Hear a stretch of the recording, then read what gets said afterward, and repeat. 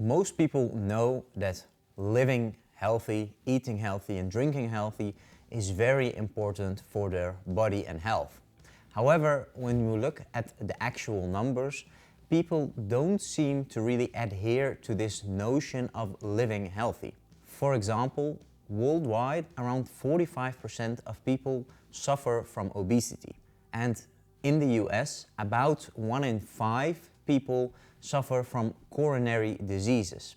And to stick with the US, around 5,000 type 2 diabetes patients are added each day to the already very large group. So somewhere something is going wrong. And that's very unfortunate because a lot of diseases people currently experience, such as obesity, type 2 diabetes, high blood pressure and bad cholesterol, are in the majority of the cases caused by an unhealthy lifestyle. And although you could cure and reverse these problems once you have them with a healthy lifestyle, it's way easier to just prevent all these problems.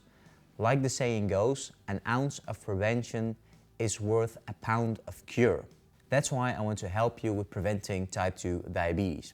Hi, I'm Ali from Illness Free Life, and in this video you'll learn the 7 best tips you could apply to prevent high blood sugar problems and type 2 diabetes. Tip 1, avoid being overweight. Now I know this might be a bit of a strange tip to give as a first tip, but it's a very good rule to adhere to. Now I know not all people with type 2 diabetes and high blood sugar are overweight. From the medical literature, we know that around 20% of people with high blood sugar and type 2 diabetes are not overweight at all. In some cases, they even suffer from a lack of weight. However, we also know that 80% of the people with high blood sugar and type 2 diabetes are overweight or suffer from extreme obesity. And the reason for this is not really related to the weight itself. Weight and type 2 diabetes or weight and blood sugar problems are not connected to each other or are not caused by one another. What is an overarching component of the two is an unhealthy eating and drinking pattern or an unhealthy diet. The same cause for obesity in most people is the same cause for type 2 diabetes, high blood pressure, bad cholesterol in these people, and that is the things they eat and drink on a daily basis. That's why we always give people the tip to just watch their weight as an overarching tip to improve their health, because it's very hard to eat unhealthy and maintain or achieve a healthy weight. Because as I said before, the same reason why people become obese and become a type 2 diabetic is an unhealthy diet. And by aiming for a healthy weight, you automatically aim for healthy blood sugar, healthy blood pressure, and a good cholesterol profile. The main reason we give this is that there are a lot of things you could track to aim for a healthy lifestyle. You could track your carb intake, your sugar intake, your protein intake, your fat intake, your caloric intake. All of these measurements are fine, but the end result of them should be achieving a healthy weight if you're obese or overweight. So having this as a goal is a very good start, because also from the medical literature we know that being overweight increases a host of problems, from the high blood pressure to cancer to joint problems. Joint problems are directly correlated to the excess weight, of course, but the cancer is, for example, correlated to the diet people are eating. If you eat bad, unhealthy, inflammatory food, then of course the chances of you getting cancers is higher, because what you put in the body is unhealthy and that will manifest in some unhealthy way in the body. For one person that might be type 2 diabetes, for the other person it might be an increased chance of colon cancer, but at the end of the day a bad diet will give you bad health results. So maintain a healthy weight, and that would be the first step to preventing type 2 diabetes and high blood sugar problems. Tip 2, avoid added sugar. Now, since the 70s, fats have become the enemy of healthy eating, healthy living, healthy aging. And it's all due to one charismatic man called Ancel Keys. He, with his studies about fats, convinced the world that fats were the problem. Nowadays, we know that the studies were not so genuine or, to say the least, correct. And we know that fats are definitely not the cause for type 2 diabetes, high blood pressure, cholesterol problems, and being overweight. However, it was too late and everybody believed that fats were the problem. Producers of food started taking fats out of products. However, they created a new problem, namely that the products they produced were very, very untasty and unpalatable. Because when you remove fat from products, it really tastes horrible. Compare regular cheese with low-fat cheese or any product with the low-fat variant, and you will immediately notice a difference in taste. And this is all due to the fats. To combat this, producers started adding more sugar to products to make it a bit more palatable. This had, unfortunately, horrible consequences for people's health. Because fats were not a problem in the first place, but even if they were a problem, the problem producers created with adding sugars were way more horrible for the body. And since the 70s, the increase in type 2 diabetes, coronary problems, and basically every other lifestyle-related disease exploded. Which brings us to the tip, avoid added sugars. There are several reasons why added sugars are horrible for your body. When it comes to blood sugar and type 2 diabetes, the added sugars will impact your pancreas way more than the no added sugar products. The more sugars a product contains, the more sugars you will be able to absorb, the more sugars will end up in your bloodstream, and the more insulin your pancreas will have to create to absorb all these sugars. Now, from time to time, having a blood sugar spike isn't really a problem, but if it's something your body experiences every day, this will eventually lead to insulin resistance, which is the beginning of type 2 diabetes, or in some cases, the end stage of type 2 diabetes. Unfortunately, sugars are added to almost everything you can think of in the supermarket.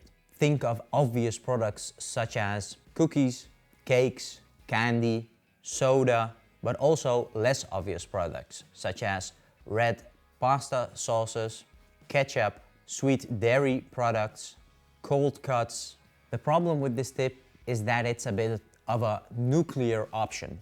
Not all products with added sugars are unhealthy. Sometimes they just add a small amount of sugars or actually starch to the product to bind it together, which is the case for most cold cuts of meat in the supermarket. However, avoiding added sugars is usually a very good thing to do for your health, because there isn't a product I can name which has added sugars and is super healthy and you should eat, and you're missing out on something if you don't eat it. In the best case, it's just a bit meh in between, in the middle. And the majority of healthy products have nothing added to them. Think of fruits, veggies, nuts, meats, poultry, fish, full-fat dairy products. All these products are just as they are, with the exception maybe of the full-fat dairy product,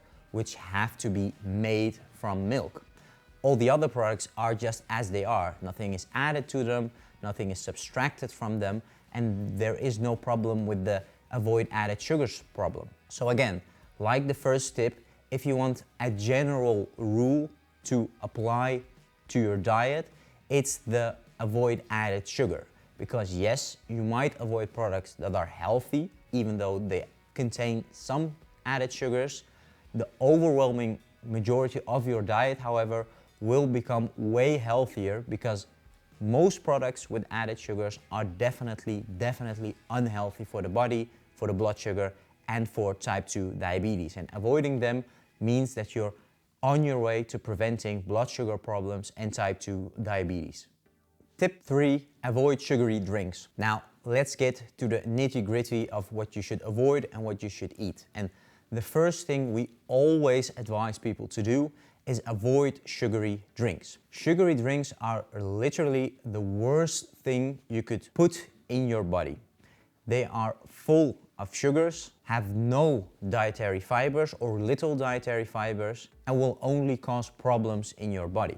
Research shows us that there is little to no difference between drinking soda, which is very sugar rich, and fruit juices, which is very sugar rich. Although you might think that drinking fruit juices is healthier because it looks healthier and smells healthier and tastes healthier, for your body there is absolutely no difference. The sugar content of soda and fruit juices is usually the same, around 10% of the content. And the effects on the body are strikingly similar. Research even shows that sometimes fruit juices are worse than sodas because they A, contain more sugars per unit of weight, and because people think they are healthier, they tend to drink more of them. The end result is drinking more of a product that contains more sugars per unit of weight, which is of course double as unhealthy. Unfortunately, there are no healthy sugary drinks. Sodas are bad, sweet dairy juices are bad, chocolate milks are bad, fruit juices are bad, vegetable juices are bad. And the main reason for this is that they are all somewhat the same. They contain high amounts of carbohydrates and sugars and little to no or at least negligible amount of dietary fibers, which means they're just sugar water. And that means if you ingest them, the sugars will enter your stomach and digestive tract very quickly. You'll absorb them very quickly. Your blood sugar will spike very quickly and very high. This will mean that your pancreas has to create a lot of insulin in short amounts of time. And again, if this happens on a daily basis, it will lead to insulin resistance, which eventually will cause blood sugar problems or type 2 diabetes. Now, besides the they taste tasty or I like to drink them argument, there isn't really any reason to drink sugary drinks. They have zero health benefits and a list of disadvantages for your health, your blood sugar and body. So please avoid these sugary drinks like the plague, regardless of what the packaging says, regardless of how creative the marketing department of the food producer has been. It's all trash and it's all poison for the body.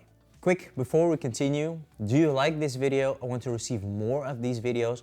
Don't forget to give us a like and subscribe for free to this YouTube channel. That way you'll never miss a video we publish and you'll help us reach more people to improve their blood sugar and type 2 diabetes. And now back to the video. Tip 4, avoid white carbohydrate sources. I just told you to avoid sugary drinks. And now this is the food version of that tip, and that's to avoid white carbohydrate sources. The problem with all products that fall into this category is actually the same. They are usually very high in carbohydrate content, very high in sugar content, and unfortunately very low in dietary fiber content.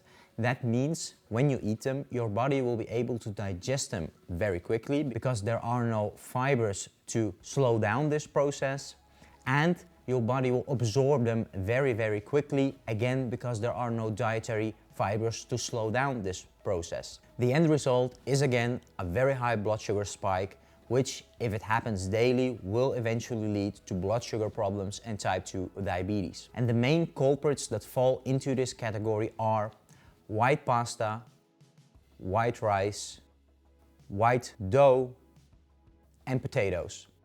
The problem with these four again is they contain high amounts of carbohydrates and sugars, low dietary fibers, and an extra problem is of course that we tend to eat too much of these products. Now, don't get me wrong, eating carbohydrates and sugars is fine even if you have blood sugar problems or type 2 diabetes. The thing is that you have to select the right carbohydrate and sugar sources. And what makes a carbohydrate source or a sugar source healthy or good is predominantly the dietary fiber content of that product. If a product is high in carbohydrates and sugars, it doesn't automatically mean that it's unhealthy. If it also contains high dietary fiber content, then it usually is very healthy and allowed to eat to not only combat blood sugar problems and type 2 diabetes, but also to prevent it or fully reverse it.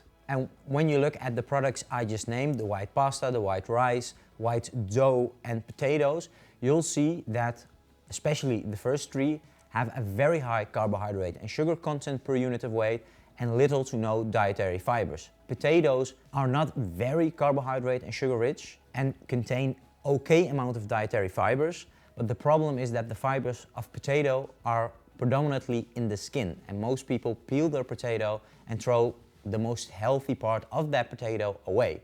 Plus, most people prepare the potato in a horrible way by frying them, and they tend to eat way too much of them. When it comes to carb sources, it's way better to pick the whole wheat or brown variation of the products I just mentioned. So whole wheat pasta, brown rice, and potato should be replaced by either celeriac, parsnip, beans, pumpkin, or other low-carb, high dietary fiber products.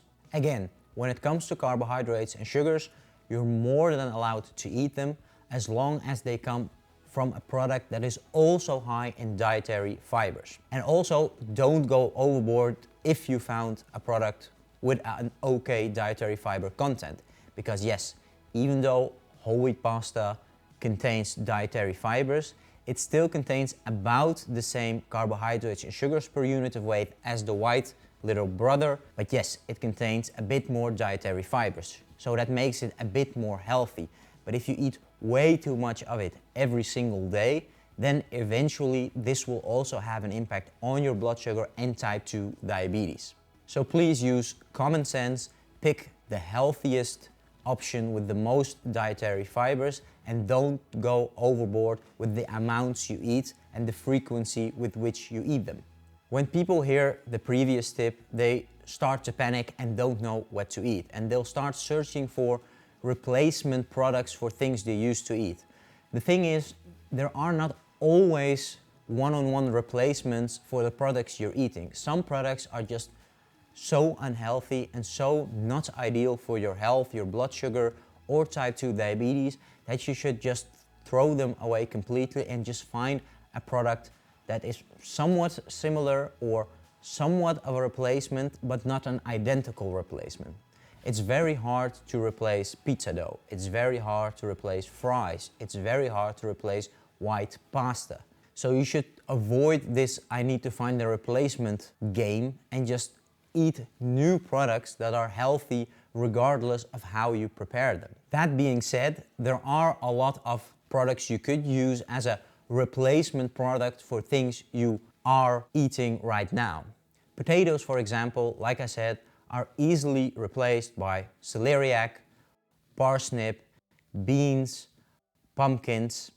Unfortunately, sweet potatoes are not a very good replacement for regular potatoes. Although they contain more dietary fiber per unit of weight, which is good, they tend to contain also more sugars and carbohydrates per unit of weight, which is not good. And when you look at the composition of a sweet potato and correct for the increase in dietary fiber and carbohydrates and sugars, it is strikingly similar as a regular potato. So the effects on your health are also to a degree similar to a regular potato. Bread can often be replaced by low-carb bread or protein-rich bread.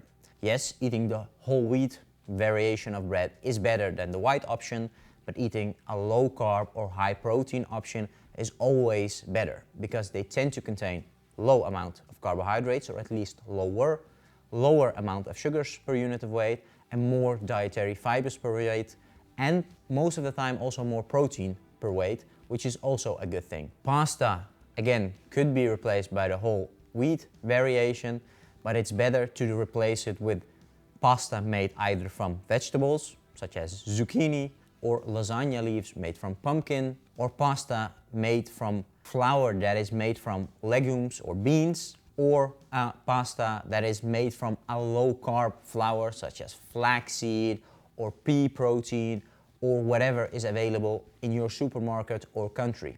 And unfortunately, when it comes to rice, there are no real substitutes for it. The best thing you could do is either eat cauliflower rice or broccoli rice. I know this isn't real rice and you don't even have to cook the two. You could just flash cook them with your meal, but they have somewhat of a structure of rice, and they are super low carb and low sugar and super high in dietary fibers, which makes them very, very healthy, and you could eat them as much as you want, as frequent as you want. But like I said, don't try to find substitutes for products you are eating.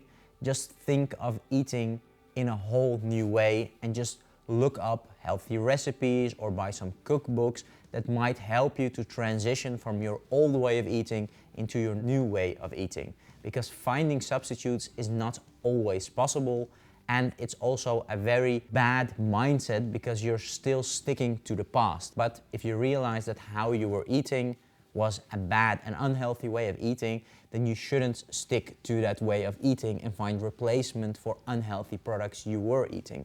Just pretend you lost your memory and have to figure out what healthy eating is and what your favorite dishes are, and just start from zero and from there. Tip 6, eat more fats and proteins.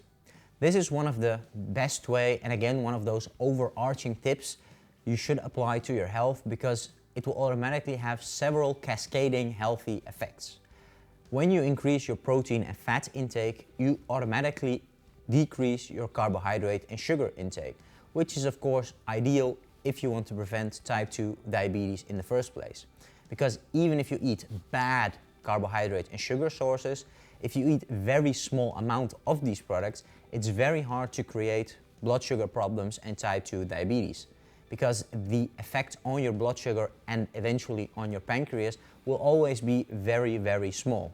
But fats and proteins themselves have also a lot of benefits for the body. Let's start with protein. Protein is an essential building block for our body, and that's because proteins are built or made from amino acids. And when it comes to amino acids, you have essential amino acids and non-essential amino acids. Non-essential amino acids can be made from the body itself. Essential amino acids cannot be made by the body itself and have to come from food. So not eating protein whatsoever will eventually mean that you unfortunately will die, which just shows you how important proteins are for our body. When it comes to blood sugar and type 2 diabetes, proteins also have benefits. First of all, proteins satiate the most of all macronutrients. That means when you eat proteins, they will keep you full for longer, which is of course ideal because if people get hungry, they often make horrible choices when it comes to eating things or snacking things. And the longer you're full, the less you'll snack or be tempted to eat, and thus the lower the chance of you making a mistake.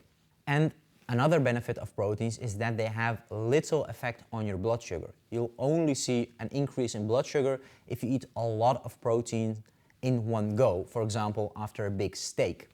But other than that, proteins have little to no effect on your blood sugar, especially when you compare them to the effects sugars and carbohydrates have on your blood sugar. Fats are also great. When it comes to their effect on your blood sugar, it's zero, or even sometimes in the green, because some research shows that fats slow down the uptake and intake of carbohydrates and sugars, which means that fats lower the impact of what carbohydrates and sugars might have done on your blood sugar and thus on your pancreas, which is of course a good thing. Second is that fats are the second most satiating macronutrient you could eat, which means again they will keep you fuller for longer. And fats are a building block for bodily cells, for a lot of hormones, and some fats such as omega-3s have a host of benefits for the body, predominantly lowering inflammation, improving coronary function and blood vessel function. All in all, enough reasons to eat more fats and proteins. And fortunately, when a product is fat-rich, it often is also protein-rich and vice versa. Because the most fat and protein-rich products are full-fat dairy, nuts, meats, poultry, fish, eggs, and some products are not so protein-rich but definitely fat-rich, such as avocado and coconut. All in all, it means that you should increase your consumption of full-fat dairy, nuts, eggs, meats, poultry, fish, avocado, coconut, anything that might fall under the whole foods category and isn't processed too much by the producer and is fat rich and or protein rich, you should be eating it more often. Because if these products are from the categories I just mentioned, they are healthy and you could eat them as much as you want. The benefit is, of course, you're eating healthy fats and proteins, which have several benefits like I explained, and you're automatically lowering your sugar and carbohydrates intake, which usually comes from unhealthy sources in most people, which gives you eventually more bang for your buck. You're lowering your carbohydrate and sugar intake from predominantly unhealthy sources, and you're increasing your fat and protein intake from healthy sources, which will give you a very healthy health outcome, and you'll definitely prevent blood sugar problems and type 2 diabetes. Tip 7, move more. Have you ever noticed that athletes tend to eat a lot of carbohydrates on a daily basis, yet never get blood sugar problems and type 2 diabetes? Well, this has predominantly to do with the amount of exercise they do every day. However, most people are not athletes, yet they tend to eat as if they were athletes. And this eventually leads to obesity, blood sugar problems, and type 2 diabetes. Food is a building block for the body and fuel for the body. And if you don't use this fuel, it will build up in your body, causing all kinds of problems such as obesity or blood sugar problems. One of the ways to improve this all is by, of course, limiting or improving the intake of food, but also by increasing the expenditure of that food in the form of movement. Now, I said move more and not exercise more. It doesn't really matter what kind of movement you choose to do as long as you start doing it consistently. Whether you start walking more, running more, biking more, or going to the gym, I really don't care, because all kinds of movement, all kinds of exercise are healthy for the body. What is important for the body is, first of all, consistency and then intensity. I'd rather have you, for example, walk 3 times a week for 15 minutes than just one walk a week of 45 minutes. Although the duration is the same on a weekly basis, the consistency of somebody doing it 3 times a week is better than the person doing it 1 time a week, although that also might be considered consistent.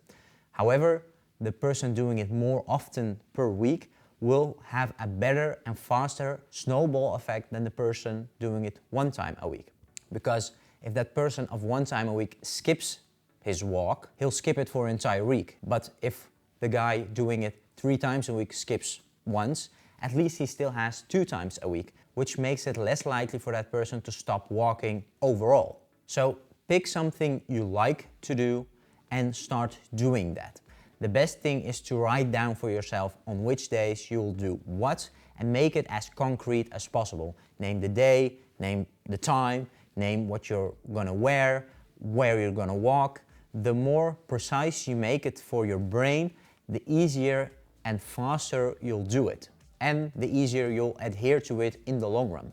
Don't forget that our body is made to move and do stuff. There is a reason why we get tense and agitated when we sit at home and do nothing for a whole day or week or month. Our body is made to move, to do something. And it's up to you to pick something that is fun and nice to do for your body. The problem is that if you don't move, you'll become lazier, which makes it harder to start moving, which will make you lazier. And this will continue, and you'll end up in this vicious cycle of not wanting to move, becoming lazier, not wanting to move, becoming lazier. By starting small, like I said, maybe 5-minute walks a day or 10-minute walks a day, you'll start changing this vicious cycle into a positive one. Because by moving, you'll get more energy, you'll feel better about yourself, you maybe even start seeing results in your weight or blood sugar, which will make you more motivated to move and more energetic, which will make you walk longer or more often, and the snowball will become a positive snowball. So use exercise, movement as an addition to healthy nutrition and definitely not as a replacement for, because as the saying goes, you cannot outrun a bad diet. Your diet has to be good in the first place, and exercise or movement is an addition to that diet. That's it for this video about the prevention of blood sugar problems and type 2 diabetes. If you want to read up on this subject, please follow the link in the description of this video. You'll find an article about the same subject with way more information. And if you're there anyway, don't forget to subscribe to our diabetes-free secret. This is a small document we give away for free in which we teach you the main causes of blood sugar problems and type 2 diabetes and what you could do to prevent, improve and fully reverse them with a healthy lifestyle. If you have any questions about this video, please leave a comment down below and I'll see you in the next video.